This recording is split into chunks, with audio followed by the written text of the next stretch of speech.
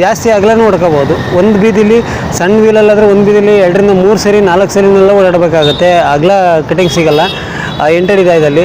But ಇದರಲ್ಲಿ 1ರಿಂದ 2 ಸಲ, ಒಂದು ಹೆಚ್ಚು ಕಡಿಮೆ ಅಂದರೆ ಒಂದೇ ಸಲ ಹೊಡ್ಕೋಬೋದು, ಇಲ್ಲ ಹೊಡೆಯೋಕ್ಕಾಗಲಿಲ್ಲ ಅಂದರೆ 2 ಸರಿ 2 ಟ್ರಿಪ್ಪಿ ಹೊಡ್ಕೊಂಬಂದ್ರು ಕಟಿಂಗ್ಸ್ ಹೊಡ್ಕೋಬೋದು. ಹೆಚ್ಚು ಕಡಿಮೆ 4ರಿಂದ 5 ಅಡಿ ಅಗಲ ಆರಾಮಾಗಿ ಹೊಡ್ಕೋಬೋದು, ಕಟಿಂಗ್ಸ್ ನೀಟಾಗಿ ಬರುತ್ತೆ. ತಳ್ಳಾಡೋಕ್ಕೂ ವಯಸ್ಸಾದರು ಲೇಡೀಸು ಕೂಡ ಯೂಸ್ ಮಾಡ್ಬೋದು ಇದನ್ನು. ಯಾಕೆ ಲೇಡೀಸು ವಯಸ್ಸಾದರು ಯಾಕೆ ಯೂಸ್ ಮಾಡ್ಬೋದು ಅಂದರೆ ಮಿಷಿನ್ ವೆಯ್ಟು ಇದ್ರ ಮೇಲೆ ಬಿಡೋದೇ ಇಲ್ಲ, ಇದೇನು ಬರೀ ಕ್ಯಾರಿ ಮಾಡೋದಷ್ಟೇ, ಮಾಮೂಲಿ ಹ್ಯಾಂಡ್ಲ್ ಹಿಡ್ಕೊಂಡು ಕ್ಯಾರಿ ಮಾಡೋದಷ್ಟೇ. ಈಸಿಯಾಗಿ ಹೋಗುತ್ತೆ, ಈಸಿಯಾಗಿ ಬರುತ್ತೆ, ಕಟಿಂಗ್ಸು ನೀಟಾಗಿ ಬರುತ್ತೆ, ಆರಾಮಾಗಿ ಯೂಸ್ ಮಾಡ್ಬೋದು. ಕಲ್ಟಿವೇಷನ್ ಇದು ಗ್ರಾಸ್ ಕಟಿಂಗ್ ಮಾಡ್ಕೋಬೋದು. ಸಲ ಅಂಗಡಿ ಹತ್ರ ಬಂದು ವಿಸಿಟ್ ಮಾಡಿ ನೋಡಿ, ನಿಮಗೆ ಒಪ್ಪಿಗೆ ಆಯಿತು ಅಂದರೆ ಬಂದು ತಗೊಂಡೋಗ್ಬೋದು.